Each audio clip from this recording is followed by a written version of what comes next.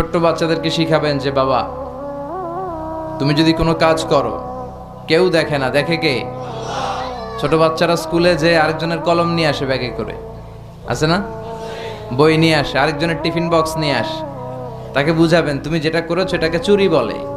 কি বলে? চুরি বলে। কিয়ামতের দিন আল্লাহ কিন্তু এই চুরির জন্য তোমাকে ধরবে।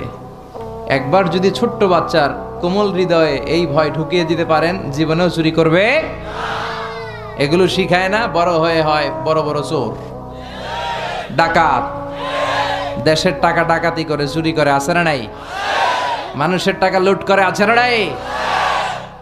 কারণ ছোটবেলা থেকে আসল শিক্ষাটা পায় নাই। কাঁচা না নোয়ালে বাস, পাকলে করে। ছোটবেলা থেকে ইসলাম শিখিয়ে দেন। ইসলাম বলে তোমার বাচ্চা জন্মগ্রহণ করেছে, নবজাতক শিশু, নিউ বর্ন বেবি, তার আমল নামা এখনো শুরু হয় নাই, 10 বছর পরে শুরু হবে।